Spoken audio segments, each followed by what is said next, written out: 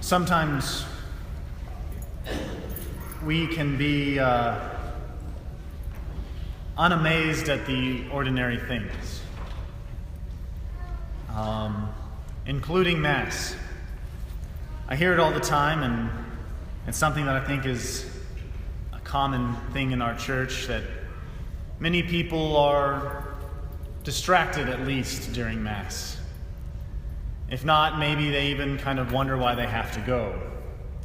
Some maybe wonder even if this is worth it, if we even believe what we're doing here. Maybe we're just going because we have to. Because a lot of times this is difficult to believe. What is this even going on? Sometimes we may even be bored. What is this Mass?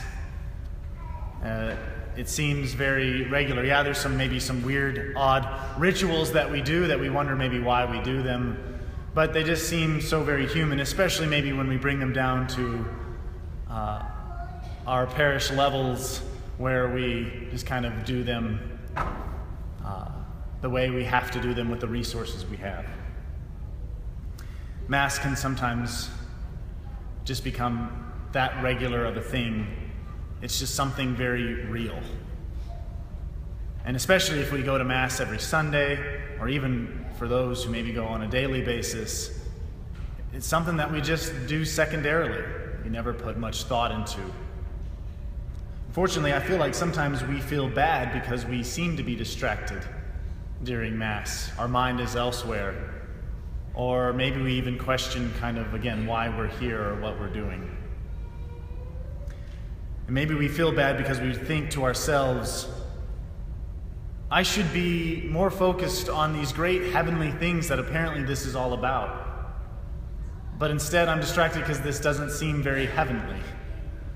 This doesn't seem very extreme. This doesn't seem amazing. It's just so very real. It's so very regular. I don't want us to feel shame because of that, because that is a very natural human thing to do when we are at Mass. Because it is real. Because it is regular. God doesn't necessarily want us to experience this high, incredible, miraculous thing that we can't quite explain. We don't know what we just saw, because that's not very real. Jesus wants to be real. He wants to be real to us. He wants to be experienced in the regular. And I think that is very much so the case as we celebrate this solemnity today of the most holy body and blood of Christ. Something very real, something very regular, something that we experience at Mass, but it may be the part of Mass that we even check out the most on. Maybe the readings are inspiring to us. Maybe we hear something that we forgot. Maybe God speaks to us through that. Maybe through the preaching, God will speak through. But then it comes to that second part of the Mass, and we kind of maybe check out because it is something that's the same almost every time. And we just kind of move our mind elsewhere. And maybe you even kind of wonder what it even is. We look at this bread that we receive, and it doesn't even maybe sometimes even look like bread. It almost looks like just a thin piece of cardboard. And the wine, we may think, well, this is just cheap wine. How much alcohol is really in this? And we begin to focus on those very earthly things about what we're doing. And I will even admit, I have thought that myself. As I look at that we choose to use for our Eucharist, that bread that I think, what a very ordinary, plain thing. And then I begin to realize that this is exactly what Jesus would do, wouldn't he? He would come to us in such a regular, ordinary thing. Because it's real. See, when the apostles and Jesus' family, Mary, Joseph, his friends, Martha, Lazarus, Mary, when they experienced Jesus, They were experiencing a very real, ordinary, regular human being. The second person of the Trinity that many of them even knew. Peter, you are the Messiah.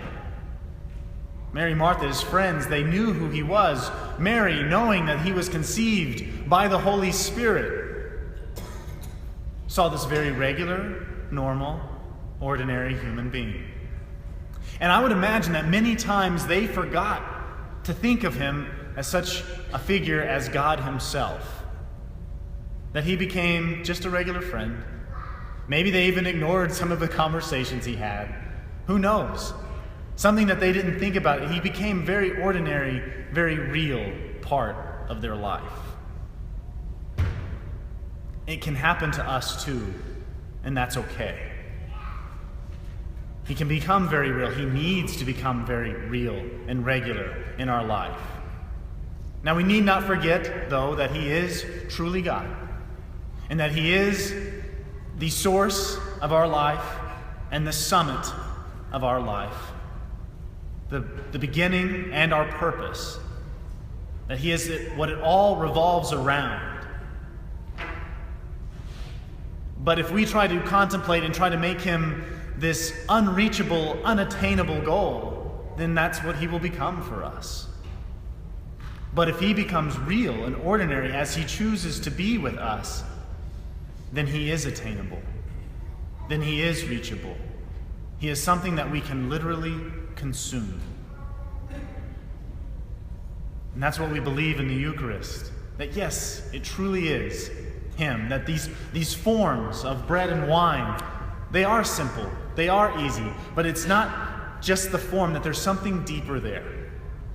That we truly believe that that isn't just bread and wine. Though it looks like it, though it tastes like it, though it smells like it, that that's just the form. The substance, what's truly there, is Jesus himself. And he wants to become so real and attainable that he comes in these forms.